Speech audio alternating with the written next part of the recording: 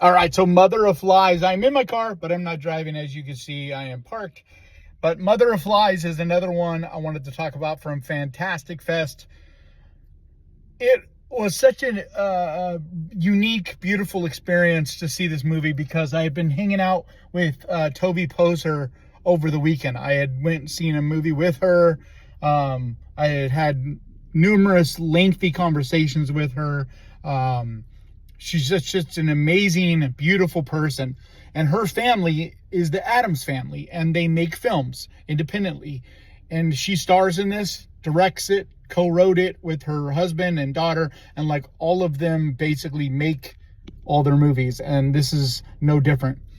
But it's basically about a daughter, a father and daughter, where the daughter has cancer and she's seeking out different types of methods, holistic forms of treatment, because she's tried everything else and nothing is working, kind of thing. And so she finds this woman who says that with these spells and spiritual stuff, like, she can cure her.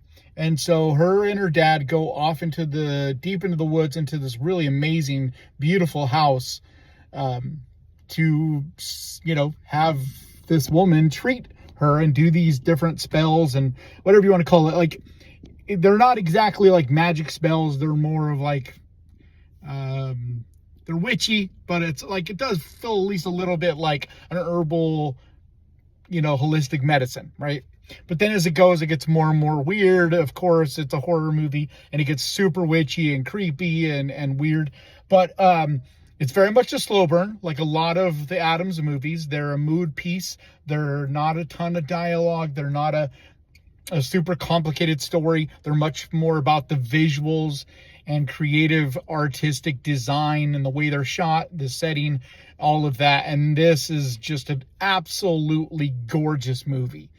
There are so many just amazing practical effects and things they're able to pull off. And if you only knew how limited of resources these people have, it would astonish you of what they're able to accomplish and what they're able to do in these movies. My favorite one that I've seen of theirs was back in 2020 called Hellbender.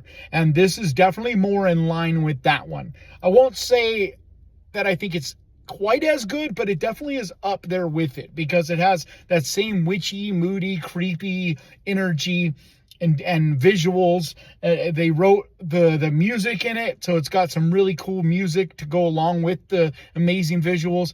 Their acting is really well done in it. Just everything about it, especially Toby Poser, she's phenomenal in it. But everything about it is just a mood piece. It won't work for everyone because you have to be into real artsy type of film, stuff that is very art house and thought-provoking in a visual kind of way, not exactly an action-packed, kind of movie. That's just not what they make. But for what they do, if you're into this type of film, this is just another stunning movie that they did. So I highly recommend it.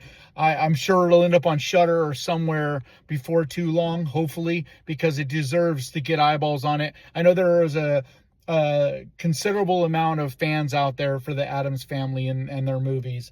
But this one I think you'll definitely enjoy if you're a fan of their work. So yeah, but that's my quick and dirty of Mother of Flies from 2025's Fantastic Fest.